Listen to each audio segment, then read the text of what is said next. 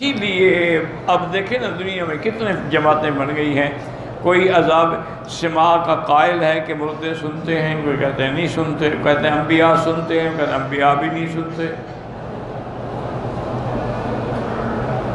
کوئی کہتا ہے کہ مرنے کے بعد آدمی مٹی ہو جاتا ہے، کوئی کہتے ہیں نہیں انبیاء کا جسد محفوظ رہتا ہے. اس میں بھی جماعتیں ہیں. نتیجہ اس کا یہ نکلا ہے کہ جو عدم سماع کے قائل تھے نا، انہوں نے عذاب قبر کا بھی انکار کر دیا. انہوں نے کہا کوئی عذاب شذاب نہیں، بندہ مر گیا ختم. مومن ہے علیین میں روح چلی گئی اور کافر ہے سجین میں چلی گئی. یہاں کس بات کا عذاب ہو رہا ہے؟ کوئی عذاب نہیں ہو.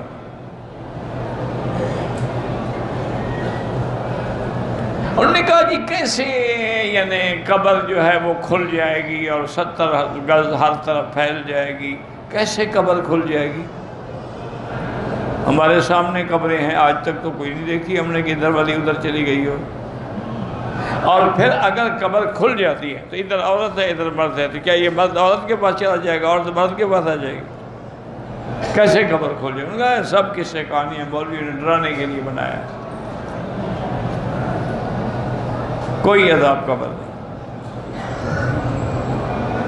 اچھا جو قائل بھی ہے نا وہ کہتے ہیں جی قبر سے مراد ہے برزخ یعنی علیین یا سجین، وہ روح کو ہوتا ہے، یہاں مردہ ہی ہے، اس قبر کا کوئی مسئلہ ہی نہیں ہے.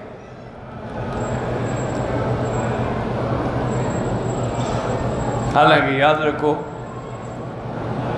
ائمہ اربعہ کا جس بات پہ اتفاق ہو نا کہ چاروں امام ایک بات پہ متفق ہوں، وہ بات بالکل ایسے ہوتی ہے جیسے نص.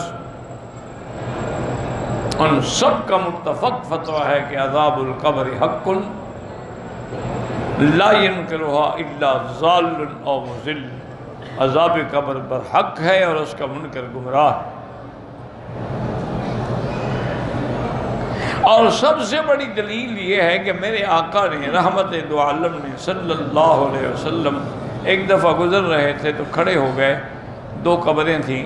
آپ نے فرمایا انہما یعذبان وما یعذبان فی کبیر، ان 2 قبر والوں کو عذاب ہو رہا ہے. تو زمین پہ قبر تھی یا علیین میں تھی؟ حضور زمین والی قبروں پہ کھڑے ہوئے تھے یا کہیں سمندر میں تھی وہ؟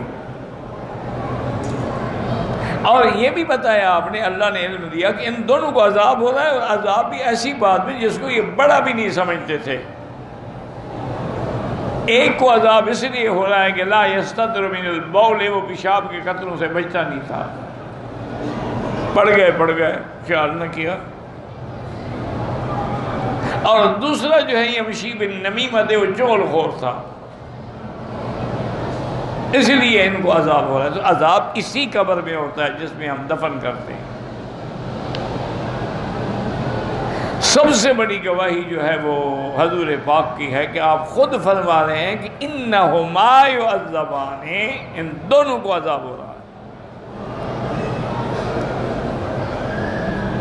پھر آپ نے صحابی کو حکم دیا کہ سامنے جو کھجور کھڑی ہے نا، اس کی ایک گوشہ توڑ کے لے آؤ. ہو گیا اور توڑ کے لے. حضور نے اس کو ایسے چیر دیا، ایک اس قبر پہ لگا دیا، ایک اس قبر پہ لگا دیا. آپ نے فرمایا ہو سکتا ہے کہ جب تک یہ تازہ ہیں سرسبز ہیں تو ہر چیز اللہ کا ذکر کرتی ہے، تو یہ بھی ذکر کریں گے تو اللہ شاید ان کے عذاب میں تخفیف کر دے. یہ ہماری جو برادری ہے نا، اللہ ان کو بھی ہدایت دے. انہوں نے انہی حدیثوں کو سامنے رکھ کے انہوں نے کہا جی اگر حضور نے کھجور کی شاخیں لگائی ہیں قبروں پہ تو ہم پھول ڈالتے ہیں تو وہابیوں کو تکلیف کیوں ہوتی ہے؟ تو معنی یہ ہے کہ ہر چیز اللہ کا ذکر کرتی ہے، پھول بھی اللہ کا ذکر کرتے ہیں، اسی لیے ہم پھولوں کی چادریں چڑھاتے ہیں.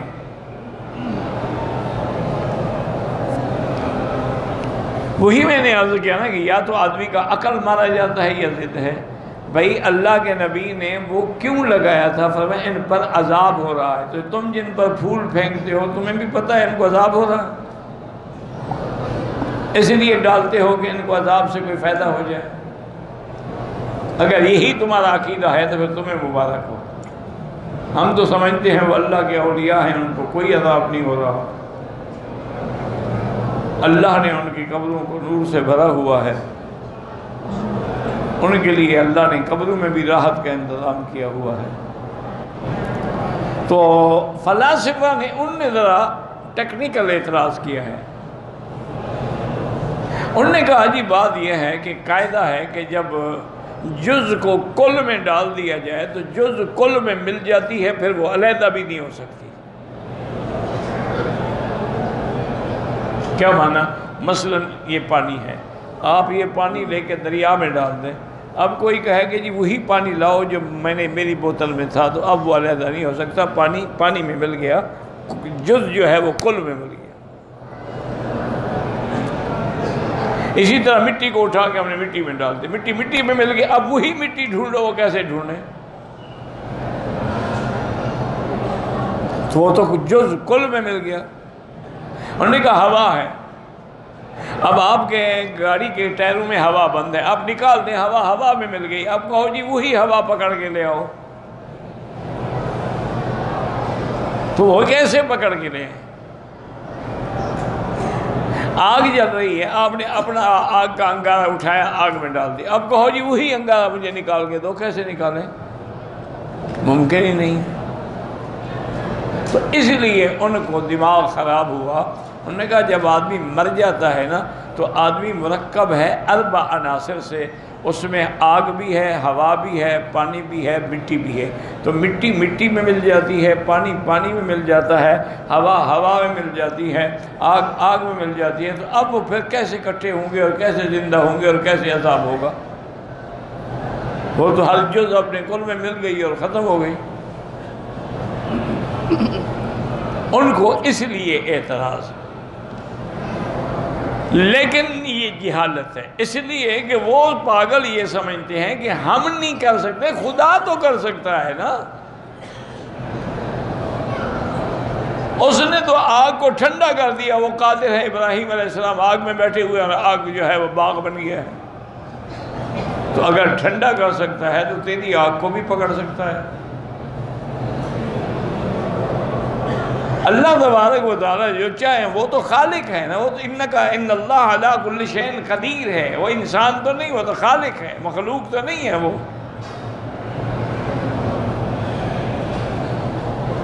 اسی لیے حضور میرے آقا رحمت دو عالم محبوب دو عالم صلی اللہ علیہ وسلم جب صبح کو اٹھتے آسمانوں کی طرف رخ فرماتے اور یہ آیت پڑھتے، ان فی خلق السماوات والارض واختلاف اللیل والنہار الی آخر الآیات، اور اس کے بعد کہتے اللہم انت الحق ووعدک حق وقولک حق ولقاؤک حق والجنت حق والنار حق والساعة حق والنبیون حق ومحمد صلی اللہ علیہ وسلم حق،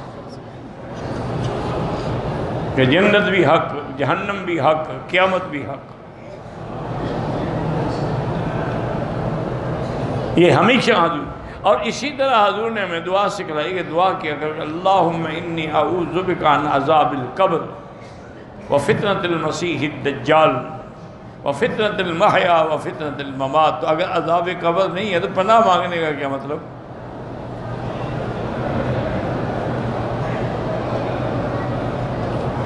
تو اس لیے ہمیشہ یاد رکھیں کہ عذاب قبر بھی برحق ہے اور قیامت بھی برحق ہے۔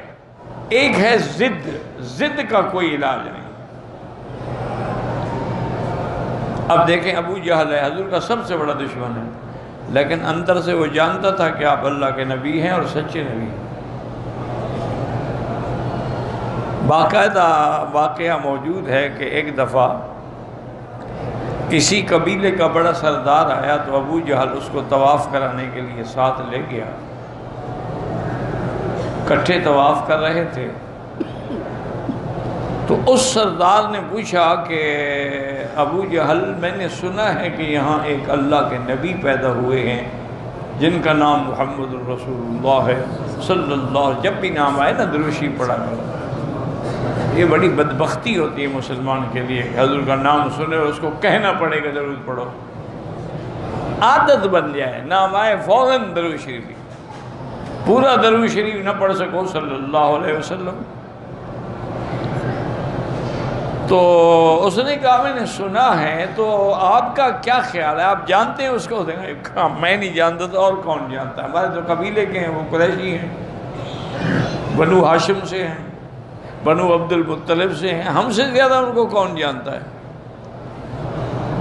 تو اس نے کہا پھر مجھے یہ بتاؤ کیا وہ سچا نبی ہے یا محض ایک دعویٰ ہے؟ اس نے ابو جہل نے ادھر دیکھا، میری کوئی بات سن تو نہیں رہا، تو اس نے کہا کہ سردار بات یہ ہے کہ وہ اللہ کا سچا نبی ہے۔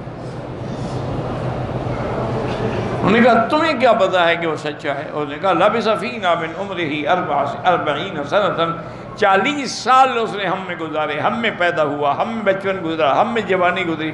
اس نے کبھی کسی بندے پہ جھوٹ نہیں بولا تو خدا پہ جھوٹ بولے گا؟ وہ سچا نبی ہے۔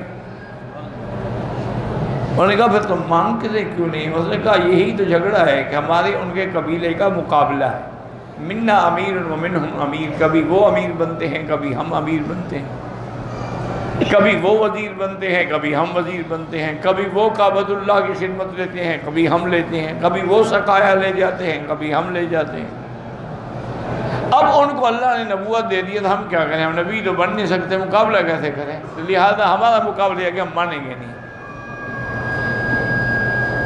تو میرے کہنے کا مقصد یہ ہے کہ نبوت بھی سمجھ آ سکتی،